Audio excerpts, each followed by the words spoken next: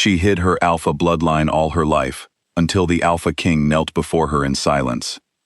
Sera had ironed the same tablecloth 3 times that morning. Not because it was wrinkled, because her hands needed somewhere to go. The royal summit came to the Northern Territory every 7 years.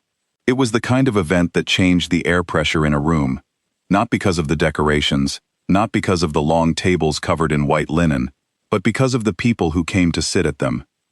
7 alphas, each from a different bloodline, each carrying the kind of authority that made ordinary wolves go quiet without knowing why. Sera was not an ordinary wolf. That was exactly the problem. She had volunteered for linen duty, same as she always did at events like this.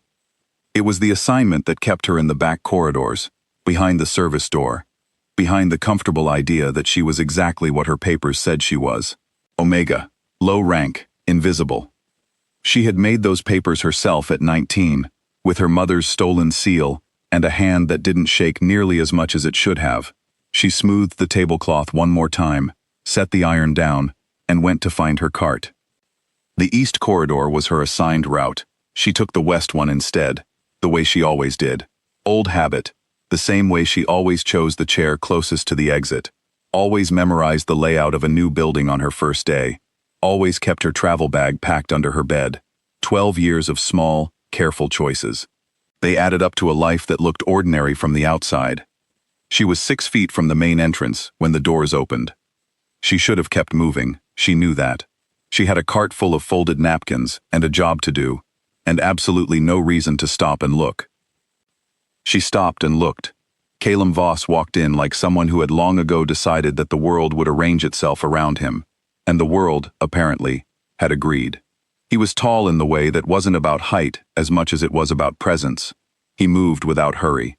He spoke to the man beside him in a low voice, and didn't look around the lobby the way most people do when they enter an unfamiliar building. He didn't need to look around. The room had already adjusted to him. Sera's blood went sideways. It wasn't attraction. Well, it was also that, a little. And she filed it under problems for later. This was something older, something that lived below thought.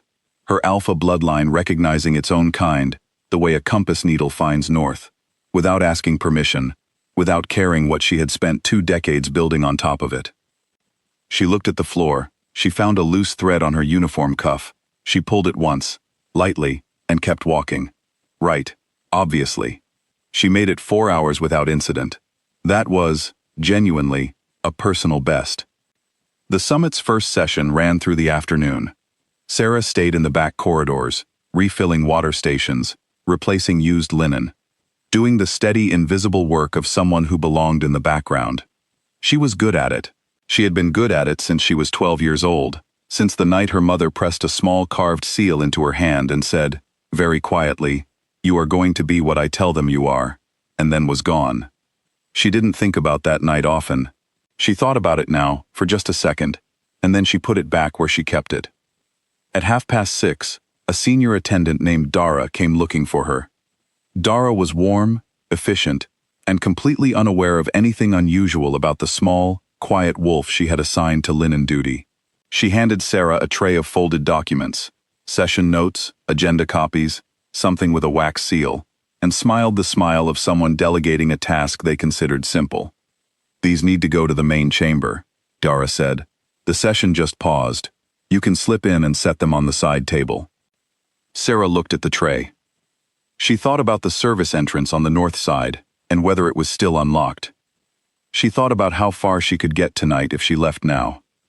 She picked up the tray. The main chamber was everything the back corridors were not. High ceilings, long windows showing the dark outline of the northern mountains, a table that could seat 20, currently occupied by 7 people who between them represented more authority than Sera had ever stood close to in her life. None of them looked up when she entered. She was Omega. She was invisible. She was exactly what she had always arranged to be. She set the tray on the side table without making a sound. She straightened the edge of it. She turned to leave. The room went quiet. Not a lull in conversation, not a natural pause, a complete, sudden quiet, the kind that has a specific cause. She didn't look back. She kept walking. "Stop." The voice was calm, Not loud. It didn't need to be loud. She stopped. She kept her eyes forward. She found the loose thread on her cuff and pulled it again, a little harder this time. Right. Obviously. She turned around because there was nothing else to do. Calum Voss had pushed back from his chair. He was standing now, and the 6 other alphas in the room were watching him, with the particular attention of people who have just seen something they did not expect to see. He crossed the room. She counted his steps without meaning to. 12. He stopped 2 feet in front of her.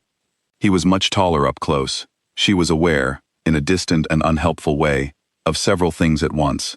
The silence of the room, the weight of 6 sets of eyes, the fact that her cart with all the remaining napkins was still in the west corridor, the thread unraveling from her cuff between her fingers. Then Calum Voss knelt.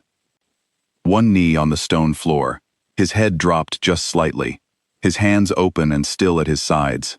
The oldest gesture in their kind's history, older than pack law, older than the summit itself. The gesture that meant, I see what you are. I recognize it. I will not pretend otherwise. The thread snapped. She looked at the fraying end of her cuff. She thought, with a calm that had no business being there, that she was going to have to replace the entire hem. No one in the room spoke. One of the alphas, a woman from the western ridge with silver-streaked hair, sat very still with her hands flat on the table. Another had leaned back in his chair and was watching the scene with an expression she couldn't read. The others had various versions of the same look, surprise locked down behind professionalism, the careful face of powerful people witnessing something they hadn't planned for. Sera stood and looked at the man kneeling in front of her, and tried to find something useful in her mind. Her mind, which was normally extremely well organized, had nothing. She was 24 years old. She had spent 12 years learning to make herself smaller than she was. She had spent 12 years choosing the back corridor, the low-rank assignment, the chair closest to the exit. She had built a life out of careful, invisible choices, and that life had worked. Nobody had ever looked at her the way this room was looking at her now. She had no procedure for this. Right. The word sat in her head, hollow and useless. Obviously. They gave her a room on the alpha floor. The irony of that was not something she had the energy to appreciate. The room was large and quiet, and had a window that looked out over the northern mountains, and Sera sat on the edge of the bed and felt the anger come in. Not like a wave, not sudden, but the way morning comes in a room with no curtains. Slowly, completely, and without asking. She was used to anger. It was familiar, and load-bearing. She had been building on top of it for years. She was angry at the documents she had maintained for 5 years. Angry at the border she had stayed behind for 12. Angry at the tablecloth she had ironed 3 times that morning, while 6 feet away, behind a closed door, 7 alphas prepared to shape pack law for the next 7 years. Law that touched her life, her safety, her future, without a single voice in the room that belonged to someone like her. She was angry at her mother's seal, small and carved and hidden in the lining of her travel bag. She was angry too. This she admitted to herself only because she was alone, at the way her chest had felt when he knelt. Like something set down. Like she had been carrying a particular weight since she was 12 years old, and someone had quietly, without ceremony, reached out and taken it from her hands. She didn't follow that thought further. She pulled her knees to her chest and let the anger be there instead, warm and known and hers, while the room got dark around her and the mountains outside the window disappeared into the evening. He knocked at midnight. She knew it was him before she opened the door. She didn't know how she knew. She had exchanged exactly 0 words with Calum Voss before the moment in the main chamber. Her alpha bloodline, apparently, had been keeping its own records. She opened the door. He stood in the hallway in a plain dark shirt, no ceremony, no entourage. Just a very tall, very calm man in a corridor, looking at her with the expression of someone who had spent the last few hours rearranging a great deal of what they thought they knew. The silence between them lasted long enough that it became its own kind of conversation. Then he said, "How long?" Not a question. He already understood it was a long time. He was asking her to tell him the number. She looked down at her cuff. The thread was still there, shorter now, the hem fraying slightly at the edge. She had been holding it off and on all evening without thinking about it. Since I was 12, she said. He absorbed that the way the mountains outside absorbed weather, completely and without changing shape. There was another silence. Then he said, "The session reconvenes at 7, and he looked at her for one more second, not with pity, not with accusation, just with the steady look of someone taking in a true thing, and he walked back down the corridor. She stood in the open doorway after he left. The hallway was empty. The floor was cold under her bare feet. Somewhere below, in the main hall, a door closed softly. She thought about her mother, not about the seal, not about the documents, not about the night it all began, just about her mother's hands. How they had been steady, how they had stayed steady right up until they couldn't anymore. How 12 years ago, a woman who had known exactly what her daughter was, had made the choice to hide it, and then had made a second choice, and that second choice had cost everything it possibly could. Sera had never let herself stay with that memory for long. She had always moved past it quickly, the way you step over something on a dark path, fast, without looking down, trusting your feet. Tonight she stayed with it. She stood in the doorway with the cold floor under her feet, and thought about her mother's hands, and let herself feel the full weight of what 12 years of hiding had actually been. Not the logistics of it, not the papers and the border and the careful choices. The weight underneath all of that. The thing she had been carrying so long she had stopped noticing it was there. It was still there. But it felt, just slightly, less solid than it had this morning. She didn't name what that meant. She wasn't ready to name it. She closed the door quietly and went back to the edge of the bed and sat down, and the fraying cuff was still in her hand, and outside the window, the northern mountains were dark and very still and enormous.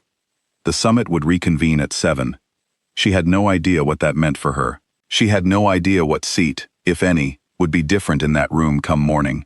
She had no idea what happened after a woman who had spent 12 years being invisible was suddenly, irrevocably, seen. She was still angry. That was still there, warm and familiar. But underneath the anger, something else was moving, something slow and quiet and new, like the first change of season, not obvious yet, not named yet, but real. She lay back on the bed and looked at the ceiling, and held the fraying cuff, and let herself, for the first time in 12 years, not have a plan. Outside, the northern wind came down from the mountains, and moved through the territory the way it always had, past the old border walls, past the back corridors, past the service entrance on the north side that she had memorized on her first day. Past everything she had built to stay small. The wind didn't know any of that. The wind just moved. So did she, quietly, in the dark, one breath at a time, not yet ready to step forward, but no longer, entirely, looking for the exit.